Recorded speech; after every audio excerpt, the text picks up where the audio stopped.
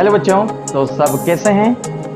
I hope कि आप सब बढ़िया होंगे और मैं भी बिल्कुल बढ़िया हूँ सर। आज तो आप बिल्कुल चश्मे वश्मे लगा के थोड़े से बढ़िया से लगने लग गए हैं, है ना? भाई चश्मे लगाए नहीं है सर को, चश्मे लग गए हैं। ओके, पढ़ाते पढ़ाते हमारी आंखें कमजोर और हमने आज चश्मे का सहारा लिया है जो कि जिंदगी भर आपके साथ जुड़ा हुआ रहेगा। ठीक है, चलिए बात करते हैं। पहले ये बताओ कि लास्ट टाइम क्या बात करी थी। लास्ट टाइम हमने जो बात करी थी वो किसी चार्ज पार्टिकल की मोशन के ऊपर बात करी थी, जब वो चार्ज पार्टिकल कहाँ था? सिर्फ मैग्नेटिक फील्ड के अंदर। भाई सबसे पहले चार्ज पार्टिकल आपने कहां रखा होगा? इलेक्ट्रिक फील्ड के अंदर।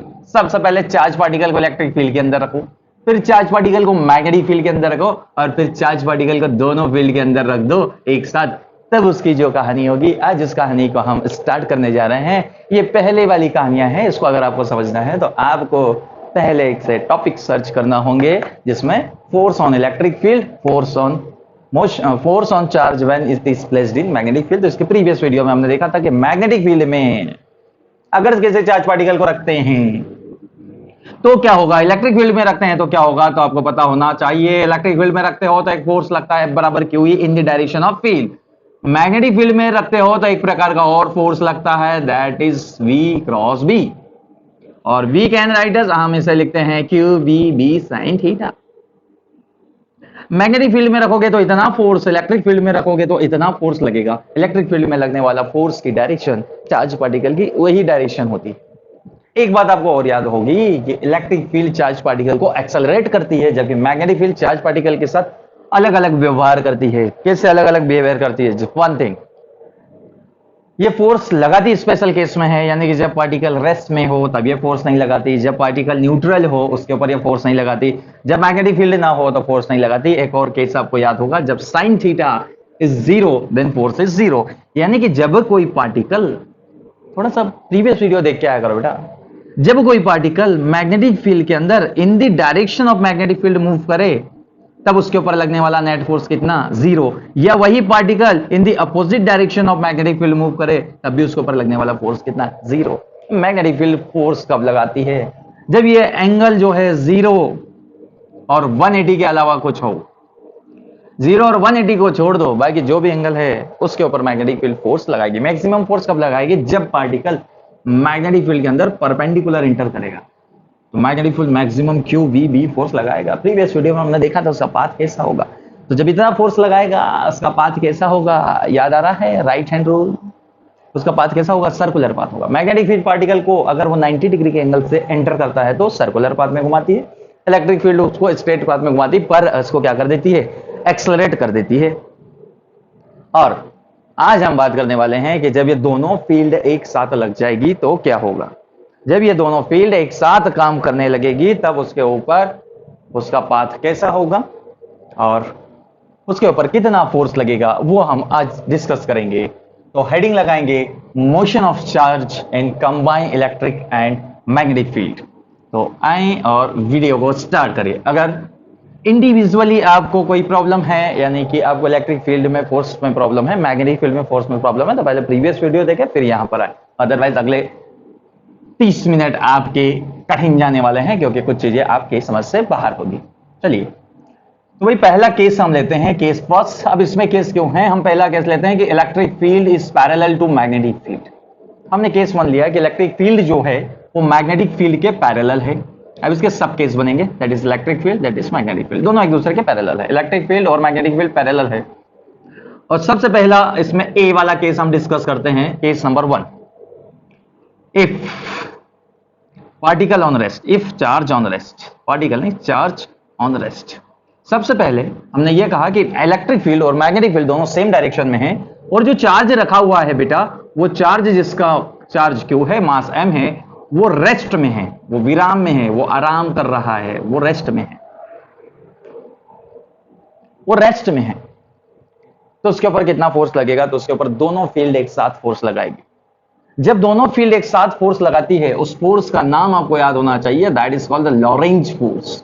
वैज्ञानिक लॉरेंज ने निकाला था, इसलिए उसने कहा मेरे नाम पे इस फोर्स का नाम रखा जाए, this Lorentz force, magnetic force plus electric force. और we can say it's q into v cross B, और इलेक्ट्रिक फोर्स कितना? Q into E, q into E, that force is called the Lorentz force. तो जब कोई particle combine electric और magnetic field में हो उसके ऊपर इतना फोर्स लगेगा, that force is called the Lorentz force. कुछ बच्चे मैग्नेटिक फोर्स को ही लॉरेंज फोर्स कहते हैं। मैग्नेटिक फोर्स लॉरेंज फोर्स नहीं होता, magnetic force plus electric force मिलकर लॉरेंज फोर्स बनाते हैं, तो लॉरेंज फोर्स यहाँ पे काम करेगा। हम इसको क्या करते हैं, कंबाइन स्टडी करना तो पहले इंडिविजुअल स्टडी करते हैं। इंडिविजुअल देखो बेटा क्या होगा, इधर मैं लिखता हूं इलेक्ट्रिक फील्ड, इधर मैं लिखता हूं मैग्नेटिक फील्ड। इलेक्ट्रिक फील्ड में क्या होने वाला है, तो इलेक्ट्रिक फील्ड सर ये रेस्ट में है, तो इलेक्ट्रिक फील्ड इसके ऊपर इन द डायरेक्शन ऑफ फील्ड एक फोर्स लगाएगी QE। इलेक्ट्रिक फोर्स F बराबर कितना होगा बेटा QE, कितना फोर्स लगाएगी QE। फोर्स की डायरेक्शन क्या होगी, इन द डायरेक्शन ऑफ फील्ड, जिधर फील्ड है उधर ही, जिधर आपकी फील्ड है उधर ही आपका फोर्स। यानी कि पार्टिकल अगर रुका हुआ है तो इलेक्ट्रिक फील्ड कहेगी चल चल चलना शुरू कर, क्यों, क्योंकि इलेक्ट्रिक फील्ड उसके ऊपर लगाएगी फोर्स। इस फोर्स की वजह से क्या पैदा होगा, एक एक्सेलरेशन पैदा होगा। एक्सेलरेशन कितना होता है भाई, QE अपॉन m। अरे यार acceleration is what, force upon mass. Force upon mass किसने कहा था, न्यूटन ने ना, फोर्स अपॉन में मास। इतना एक्सेलरेशन प्रोड्यूस होगा, और एक्सेलरेशन प्रोड्यूस होगा तो पार्टिकल की स्पीड धीरे धीरे धीरे धीरे क्या होगी, बढ़ेगी। मान लो कि मैं कहता हूं कि उसकी स्पीड कितनी होगी, तो उसकी स्पीड मैंने कहा 10 सेकंड बाद कितनी होगी, तो आपको यह पता है v is equal to u plus AT। अगर पार्टिकल इनिशियली रेस्ट में था, क्योंकि उसकी डायरेक्ट इनिशियली रेस्ट में था, मैंने एक्स इसलिए लिखा है क्योंकि पार्टिकल एक ही डायरेक्शन में जा रहा है। इनिशियली पार्टिकल रेस्ट में था तो इसको रख दीजिए 0, इसको रख दीजिए 0, तो Vx कितना आएगा, क्या मैं Vx इज इक्वल टू, थोड़ा सा स्पेस की कमी है क्या, Vx is equal to ax into T, और Vx is equal to QE upon m into T is the velocity of particle at time t second. जब t सेकंड बीतेगा particle की वेलोसिटी इतनी हो जाएगी क्योंकि पार्टिकल एक्सेलरेट कर रहा है। अपने दिमाग में एक बात को सेट कर लेना चाहिए, वो ये है कि जब पार्टिकल इलेक्ट्रिक फील्ड के अंदर जाता है तो बेटा इलेक्ट्रिक फील्ड उसको त्वरित करती है, उसको एक्सेलरेट करती है। इलेक्ट्रिक फील्ड एक्सेलरेशन प्रोड्यूस करेगी, अगर वो रेस्ट में है तब भी, रेस्ट में है तब भी। चलो आ जाओ जरा, मैग्नेटिक फील्ड क्या करेगी इसके साथ, पार्टिकल कहां है बेटा, if charge in rest, rest में है, वेलोसिटी उसकी कितनी है 0। मैग्नेटिक फील्ड कितना फोर्स लगाती है, मैग्नेटिक फील्ड फोर्स लगाती है QVB sin थीटा। यहां पर तो दो चीजें हो रही है, पहली बात पार्टिकल रेस्ट में, दूसरी बात पार्टिकल देखो उसी डायरेक्शन में मूव कर रहा है जिस डायरेक्शन में मैग्नेटिक फील्ड है। यानी कि मैग्नेटिक फील्ड और वेलोसिटी के बीच का एंगल कितना 0, sin 0 कितना 0, FM कितना आएगा तेरा 0, FM कितना आएगा 0। मैग्नेटिक फील्ड उसके ऊपर कोई फोर्स नहीं लगाएगी। याद कर लो इस बात को, सर पहले से ही पता है क्या, जब कोई पार्टिकल रेस्ट में होता तो मैग्नेटिक फील्ड उसके ऊपर कोई फोर्स नहीं लगाती। मैग्नेटिक फील्ड फोर्स हमेशा उन्हीं पार्टिकल्स के ऊपर लगाएगी जो मूव कर रहे हैं, जो गड़बड़ कर रहे हैं, जो चल फिर रहे हैं। लेकिन इलेक्ट्रिक फील्ड चाहे वो चले चाहे वो रुके, दोनों केस में उसको कोई मतलब नहीं। मैं तो फोर्स लगाऊंगी, कितना लगाऊंगी QE फोर्स अप्लाई करेगी। मैग्नेटिक फील्ड ने कोई फोर्स नहीं लगाया। चलो इन दोनों का इफेक्ट एक साथ देते हैं, दोनों का एक साथ इफेक्ट देखते हैं कि भाई इसके ऊपर QE फोर्स लगेगा तो ये एक्सेलरेट होगा। क्या होगा भाई साहब, इसका पाथ कैसा होगा, स्ट्रेट। इसका पाथ कैसा होगा, स्ट्रेट, क्योंकि इसको मैग्नेटिक फील्ड डेविएट कर सकती थी तो उसने कोई फोर्स नहीं लगाया। पाथ कैसा होगा, पाथ होगा स्ट्रेट, स्ट्रेट पाथ होगा। और क्या होगा भाई साहब, पाथ स्ट्रेट है, स्पीड इंक्रीज होगी, स्पीड इंक्रीजेस, स्पीड इंक्रीज होगी, जिसकी वजह से काइनेटिक एनर्जी भी तो इंक्रीज होगी, हाँ या ना। Kinetic energy is what, it's half mv square. तो भाई साहब जब v बढ़ेगा तो e भी बढ़ेगा, यानी पार्टिकल की एनर्जी बढ़ती है, स्पीड बढ़ेगी, वेलोसिटी बढ़ेगी, काइनेटिक एनर्जी बढ़ेगी और मोमेंटम भी बढ़ेगा। p increases. याद रखेंगे भाई साहब, क्या क्या इंक्रीज होगा, वेलोसिटी इंक्रीज होगी, वेलोसिटी का मैग्नीट्यूड इंक्रीज होगा, यानी कि स्पीड इंक्रीज होगी, काइनेटिक एनर्जी बढ़ेगी, वेलोसिटी बढ़ रही है, काइनेटिक एनर्जी बढ़ रही है तो मोमेंटम भी बढ़ेगा। लेकिन पार्टिकल का पाथ कैसा होगा, स्ट्रेट। यहां पर पार्टिकल का पाथ कैसा होगा बेटा, स्ट्रेट पाथ में चलने वाला है आपका पार्टिकल। जब E और B पैरेलल हो और पार्टिकल के इन्हीं की डायरेक्शन में जा रहा हो, इन्हीं के डायरेक्शन में जा रहा हो, इन्हीं के डायरेक्शन में क्या कर रहा हो, जा रहा हो। ओके, हटा दूं, हटा दिया जाए।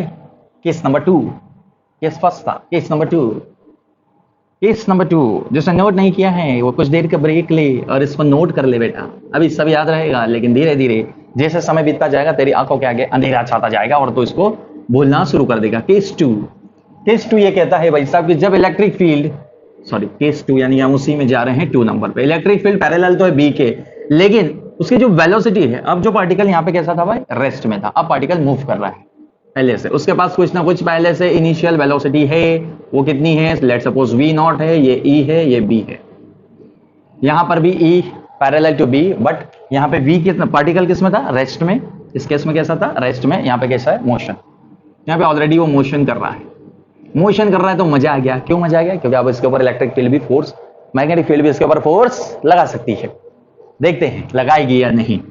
इधर हम लिखेंगे E, इधर हम लिखेंगे B वाला सेक्शन, E यानी कि फोर्स लगने वाला, F बराबर कितना बेटा, QE, फोर्स लगेगा तो एक्सेलरेशन कितना पैदा होगा, QE अपॉन में M, तो इसकी वेलोसिटी कितनी होगी, V is equal to U plus AT, अब ये X, ये X, ये X, तो Vx is equal to UX, initial velocity कितनी, V नॉट प्लस A की वैल्यू रख दे, QE अपॉन में M इंटू T। पाथ कैसा होगा, इसकी वजह से तो पाथ स्ट्रेट ही है, अभी मैं सिर्फ इलेक्ट्रिक फील्ड की वजह से बता रहा हूं, मैग्नेटिक फील्ड की वजह से नहीं, इलेक्ट्रिक फील्ड पाथ नहीं चेंज करती, एक्सेलरेट करती, उसके वेलोसिटी को बढ़ा देगी, किससे बढ़ाएगी, V naught plus QE M into T, similar है, चेंज कितना है, यहाँ पे रेस्ट में था मैंने 0 रखा, यहाँ पे रेस्ट में नहीं है, ऑलरेडी मोशन में, तो कितना, V नॉट। मैग्नेटिक फील्ड की कहानी सुनो, मैग्नेटिक फील्ड क्या करेगी, ओहो, मैग्नेटिक फील्ड फोर्स लगाने वाली थी QVB साइन थीटा, परंतु मैं क्या देख रहा हूं कि वेलोसिटी उधर ही है जिधर मैग्नेटिक फील्ड है, मैग्नेटिक फील्ड की डायरेक्शन में ही पार्टिकल, चार्ज पार्टिकल कहां जा रहा है, आगे, और आगे जा रहा है इधर, और ये जब दोनों सेम डायरेक्शन में रहेंगे, दोनों के बीच का एंगल कितना बेटा, 0, दोनों के बीच का एंगल कितना, 0, साइन 0 की वैल्यू कितनी सर, 0, ओहो। मैग्नेटिक फील्ड में अब भी कोई फोर्स नहीं लगाया, आपको याद होना चाहिए कि मैग्नेटिक फील्ड फोर्स कब कब नहीं लगाती, पार्टिकल रेस्ट में हो तब नहीं लगाती, पार्टिकल अगर पैरेलल या एंटी पैरेलल आ रहा हो तब भी उसके ऊपर कोई फोर्स नहीं लगाती, रेस्ट में हो तब नहीं, पैरेलल हो, एंटी पैरेलल हो तब नहीं।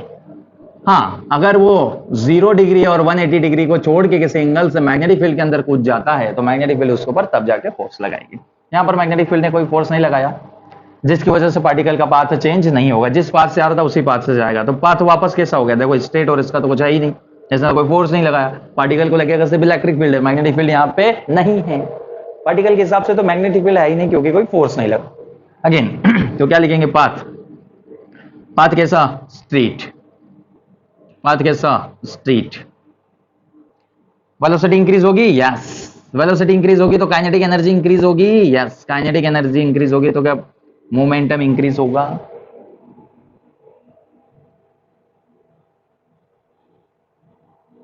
बोलो भाई, होगा कि नहीं होगा, वेलोसिटी क्यों इंक्रीज होगी, देखना बेटा ये प्लस साइन लगा है, वेलोसिटी बढ़ रही है क्योंकि इलेक्ट्रिक फील्ड उसको क्या करने वाली है, एक्सेलरेट करने वाली है, इलेक्ट्रिक फील्ड उसको एक्सेलरेट करने वाली है, इलेक्ट्रिक फील्ड उसको एक्सेलरेट करेगी। दोनों केसेस में पाथ कैसा है, स्टेट, दोनों केसेस में पाथ कैसा है, स्टेट है, चाहे पार्टिकल रुका हो चाहे पार्टिकल मोशन कर रहा हो, चाहे पार्टिकल रुका हो चाहे पार्टिकल मोशन कर रहा हो। चलिए तो थोड़ा समराइज करके इसको लिख देता हूं मैं। ओके, हटा दिया जाए, हटा रहा हूं, हटा दूं, यस सर हटा दो। तो हमने क्या कहा, हमने 2 केस पढ़े, पहला केस ई पैरेलल है दोनों केस में, पहला केस जब पार्टिकल केस में था, रेस्ट में था, जब रेस्ट में था तो क्या हुआ भाई साहब, उसका पाथ कैसा था, स्ट्रेट पाथ था उसका, और उसका v जो है वो इंक्रीज हो रहा था जिसकी वजह से ke इंक्रीज हो रहा था और जिसकी वजह से p भी इंक्रीज हो रहा था, सब कुछ इंक्रीज होगा, स्ट्रेट पाथ होगा। लेकिन पार्टिकल क्या करेगा, एक्सेलरेट करेगा, एक्सेलरेट करेगा,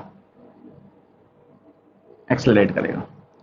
केस नंबर 2, केस नंबर 2 क्या था, पार्टिकल कहाँ हो, मोशन में हो, और उसकी मोशन कैसे थी, उसकी मोशन कैसे थी, v पैरेलल था b के, पैरेलल था e के, सभी एक दूसरे के पैरेलल मोशन में थे, पैरेलल मोशन में थे तब भी same situation, particle straight line में जाएगा, स्ट्रेट लाइन में जाने का मतलब है उसको डेविएट करने वाला कोई फोर्स नहीं है, v इंक्रीज होगा, हाँ होगा, v इंक्रीज होगा तो काइनेटिक एनर्जी बढ़ेगी, हाँ बढ़ेगी, काइनेटिक एनर्जी बढ़ेगी तो क्या p भी बढ़ेगा, हाँ सर p भी बढ़ेगा, अरे बढ़ेगा ना यार, kinetic energy is what, kinetic energy is what sir, 1/2 mv का स्क्वायर, इसको क्या लिख सकता है, p स्क्वायर अपॉन में 2m, याद है एक रिलेशन, याद कर, p is equal to 2m ke लिखता था तू, यही तो आया था, काइनेटिक एनर्जी बढ़ती है तो मोमेंटम भी बढ़ेगा, p भी उसका बढ़ेगा।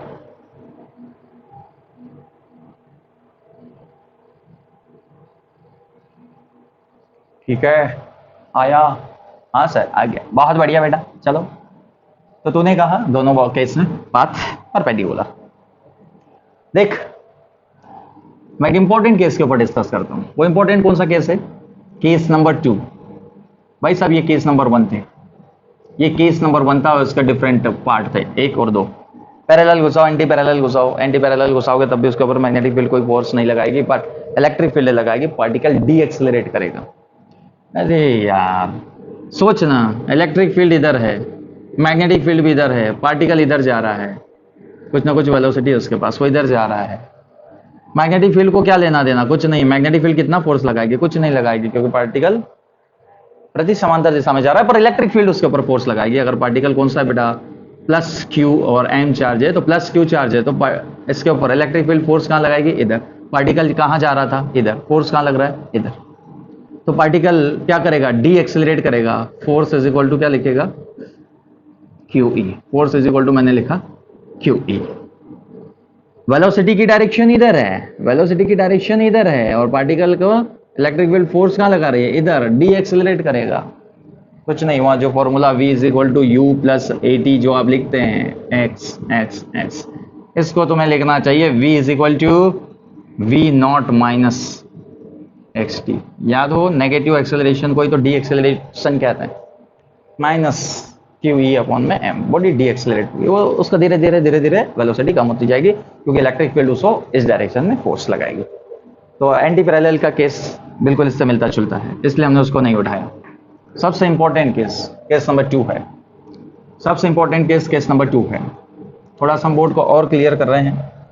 अब चाहें तो ये चीजें नोट कर ले, और नहीं चाहें तो मैं आपको सिर्फ कह सकता हूं, बाकी चाहना नहीं चाहना तो आपके हाथ में है ना बेटा।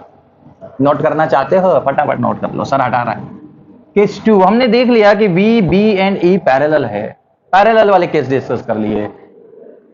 अब हम ऐसा केस डिस्कस करेंगे जिसमें इलेक्ट्रिक फील्ड, मैग्नेटिक फील्ड और वेलोसिटी सभी एक दूसरे के परपेंडिकुलर हो। इसको हमने कहा case number 2, it's E perpendicular to B, it's perpendicular to B. और याद रखना ये इंपॉर्टेंट सा कॉन्सेप्ट है। क्यों है बेटा? क्योंकि इसी के ऊपर एक डिवाइस बनेगी आगे चल के। सोचिए आपके पास इलेक्ट्रिक फील्ड ऐसी है,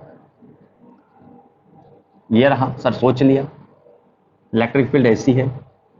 अगर ऊपर पॉजिटिव नीचे नेगेटिव, तो इलेक्ट्रिक फील्ड कैसे है? कैसी है? शायद डाउनवर्ड। अरे पॉजिटिव से नेगेटिव होती ना, इलेक्ट्रिक फील्ड कहां है? डाउनवर्ड, नीचे की ओर। इलेक्ट्रिक फील्ड कहां है? डाउनवर्ड, नीचे की ओर।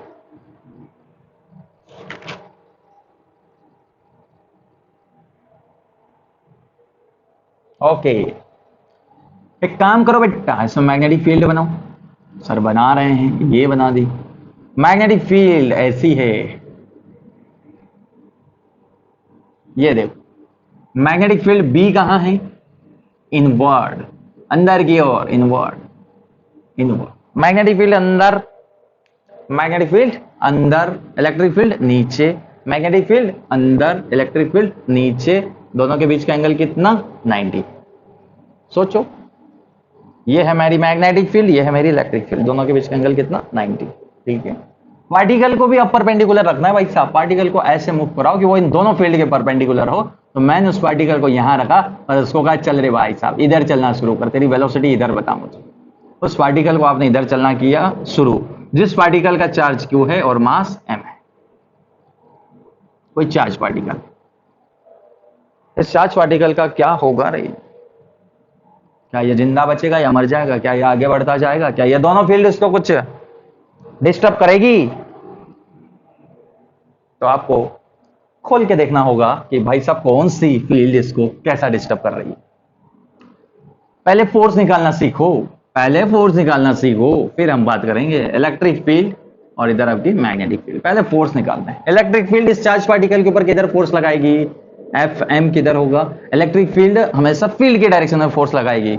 यानी कि अगर तेरा चार्ज पार्टिकल यहां पे रखा है, इलेक्ट्रिक फील्ड इसके ऊपर नीचे की तरफ पे फोर्स लगाएगी। उस फोर्स का नाम होगा एफ ई, उस फोर्स का नाम होगा एफ ई, जो कि होगा क्यू ई, जिसकी डायरेक्शन होगी, इसकी डायरेक्शन नीचे है। अगर मैं ऐसा एक पैमाना बना लूं जिसमें ऊपर y, नीचे माइनस y, इधर x, इधर माइनस x, थोड़ा बड़ा बनाए सर, बड़ा बनाने की कृपा करोगे सर? ले बेटा, ये तेरा x, ये तेरा माइनस एक्स, ये तेरा y, ये तेरा माइनस y, ये तेरा z, ये तेरा माइनस z, ये तेरी डायरेक्शन है।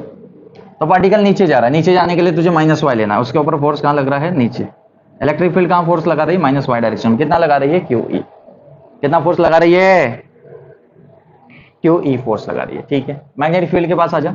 मैग्नेटिक फील्ड कितना फोर्स लगाएगी बेटा उसके ऊपर? मैग्नेटिक फील्ड सर फोर्स लगाएगी F बराबर QVB sine theta. Sine theta, theta क्या होता है बेटा? Angle between V and B। V and B के बीच का एंगल कितना है?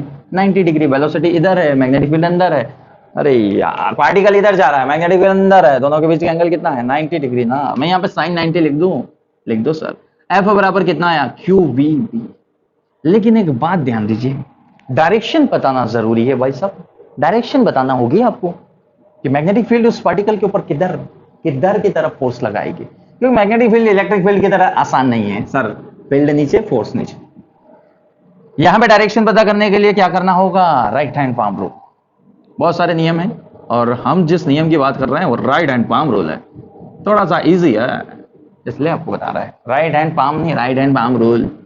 अपना राइट हैंड निकालेंगे, राइट हैंड में फिंगर्स को in the direction of magnetic field, thumb को in the direction of motion of positive charge, fingers go in the direction of magnetic field, thumb go in the direction of motion of positive charge, then your palm represent the direction of magnetic force, your palm represent the direction of magnetic force। palm rule ऐसा कहता है भाई साहब। ये आपका कोई हाथ है, ठीक है। इधर बनाएंगे मैग्नेटिक फील्ड की डायरेक्शन, इधर बनाएंगे motion of positive charge, motion of positive charge. तो जो पाम है, जो पाम रिप्रेजेंट कर रही होगी आपकी, जो पाम है वो जिस डायरेक्शन में होगी that is the direction of force. तो यहाँ पे देखो बेटा, मैग्नेटिक फील्ड अंदर, वेलोसिटी दर, फोर्स ऊपर। मैग्नेटिक फील्ड इस पार्टिकल के ऊपर एक फोर्स जरूर लगाएगी, उस फोर्स का नाम होगा Fm, उस फोर्स का नाम होगा Fm। QVB कहां पे लग रहा है बेटा? ये ऊपर की ओर। ऊपर कौन सा डायरेक्शन है? ऊपर देखो y। फोर्स कौन से डायरेक्शन में लग रहा है? y direction. मैं यहाँ पे छोटा सा y लिख देता हूँ, y डायरेक्शन। y डायरेक्शन में फोर्स लग रहा है। ये माइनस y में लग रहा था। एक फोर्स ऊपर लग रहा है और एक फोर्स कहां लग रहा है? नीचे लग रहा है। एक फोर्स ऊपर, एक फोर्स नीचे, एक फोर्स ऊपर, एक फोर्स नीचे, एक फोर्स ऊपर, एक फोर्स नीचे। पार्टिकल का पाथ कैसा होगा? Different cases. क्यों केसेस डिस्कस करना पड़ेंगे भाई साहब? जब पार्टिकल के ऊपर एक फोर्स ऊपर लग रहा है, आपने कहा सर QVB, एक फोर्स नीचे लग रहा है, आपने कहा सर Q इंटू E। भाई दोनों फोर्सेस में से, इन दोनों फोर्सेस में से पार्टिकल उधर की तरफ डेविएट होगा जो फोर्स ज्यादा होगा। यानी कि अगर ये ऐसा स्ट्रेट लाइन में आ रहा है, अगर मैग्नेटिक फोर्स ज्यादा होगा तो ये ऊपर जाएगा, अगर इलेक्ट्रिक फोर्स ज्यादा होगा तो ये कहां जाएगा? नीचे की तरफ जाएगा। हाँ या ना? बोलो, जाएगा नीचे? Yes sir. तो देखो भाई, फर्स्ट केस, अगर मैं इलेक्ट्रिक फोर्स ग्रेटर देन ले लेता हूं मैग्नेटिक फोर्स से, यानी कि इलेक्ट्रिक फोर्स QE अगर बड़ा होगा QVB साइन थीटा से, तो बेटा इस केस में इस पार्टिकल को कौन सा फोर्स ज्यादा लग रहा है? नीचे वाला। नीचे वाला फोर्स ज्यादा लगेगा। ये पार्टिकल अगर ग्राफ पे बनाया जाए तो इसको ऐसा जाना चाहिए, लेकिन नीचे वाला फोर्स ज्यादा है, जिसकी वजह से ये ऐसा ऐसा थोड़ा सा नीचे की तरफ झुक जाएगा। Downward parabolic. इसका पाथ कैसा है? डाउनवर्ड तो है, डाउनवर्ड है, नीचे की तरफ झुकेगा, लेकिन कैसा है? पैराबोलिक। डाउनवर्ड पैराबोलिक, उसका पाथ कैसा होगा? Downward parabolic. अगर वो v वेलोसिटी से जा रहा है तो उसकी वेलोसिटी धीरे धीरे धीरे धीरे डायरेक्शन चेंज करेगी। Downward parabolic. बन जा डाउनवर्ड पैराबोलिक। इलेक्ट्रिक फोर्स ज्यादा तो डाउनवर्ड पैराबोलिक। इसका अपोजिट याद कर, अगर मैग्नेटिक फोर्स ज्यादा हुआ तो क्या होगा? Second case, if Fm is greater than Fa। अगर मैग्नेटिक फोर्स ज्यादा होगा, मैग्नेटिक फोर्स कहां लग रहा है बेटा? अपवर्ड। कहां लग रहा है? अपवर्ड। अगर ऐसे भी लिख सकते हैं आप इसको मैं अपवर्ड भी लिख सकता हूं, अपवर्ड। और ये कहां लग रहा है? तो इसको आप डाउनवर्ड भी लिख सकते हैं, समझने की बात है। Downward, downward. ये नीचे लग रहा है, ये ऊपर लग रहा है, तो नीचे वाला ज्यादा है तो डाउनवर्ड पैराबोलिक, ऊपर वाला ज्यादा हो तो upward parabolic.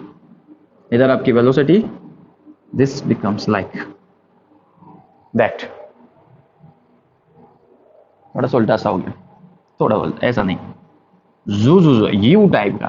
Upward parabolic, upward parabolic, upward parabolic, upward parabolic.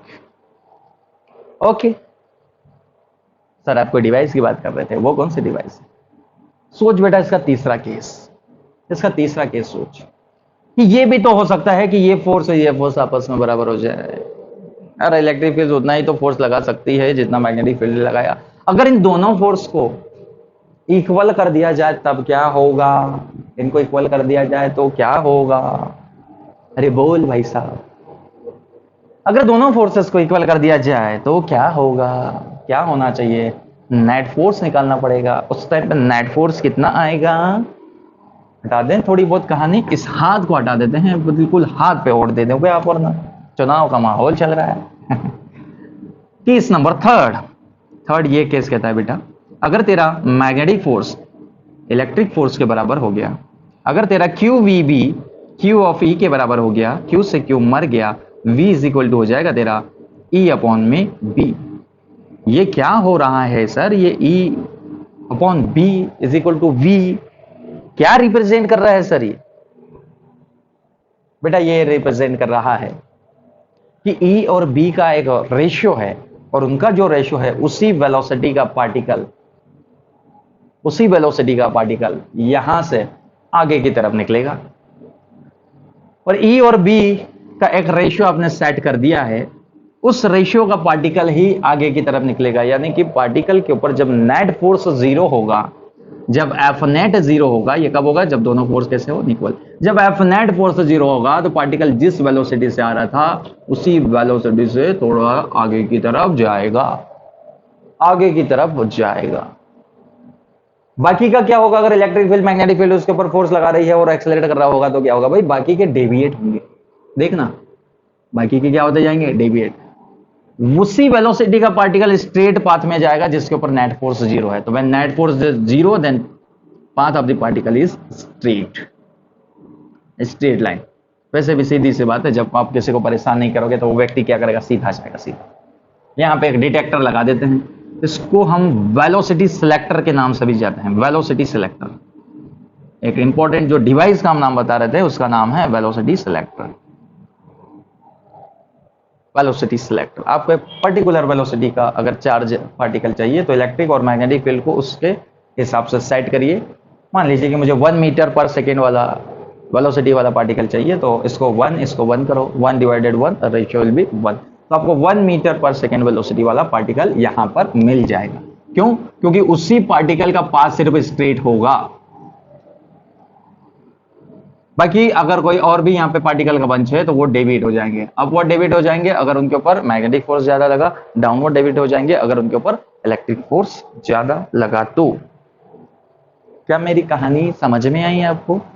Combine electric field, magnetic और इलेक्ट्रिक फील्ड को अगर लगा दिया जाए तो हमने पहले देखा था कि अगर ये दोनों पैरेलल है तो एक्सेलरेट करेगा, उसका पाथ स्ट्रेट होगा पर एक्सेलरेट करेगा, क्योंकि मैग्नेटिक फील्ड फोर्स नहीं लगाएगी। मैग्नेटिक फील्ड कभी भी फोर्स नहीं लगाएगी अगर वेलोसिटी पैरेलल है बी के। अगर वेलोसिटी पैरेलल है बी के तो मैग्नेटिक फील्ड कभी भी फोर्स नहीं लगाएगी। और जब मैग्नेटिक फील्ड फोर्स नहीं लगाती तो फोर्स कौन लगाएगी? सिर्फ इलेक्ट्रिक फील्ड। और इलेक्ट्रिक फील्ड क्या कर दी? चार्ज को एक्सेलरेट कर दी। चार्ज की डायरेक्शन बदलने की कैपेसिटी नहीं है इलेक्ट्रिक फील्ड के पास, यानी कि ताकत नहीं है, उसकी जरूरत नहीं कि चार्ज की वेलोसिटी बदल दे। हाँ, वो चार्ज की स्पीड को बढ़ा सकती है। सर स्पीड बढ़ी तो वेलोसिटी भी बढ़ी। हाँ ठीक है, वेलोसिटी आप उसको समझ सकते हैं, लेकिन डायरेक्शन चेंज नहीं कर सकती। सही वर्ड में आपको यह कहना है कि इलेक्ट्रिक फील्ड चार्ज की डायरेक्शन को चेंज नहीं करती।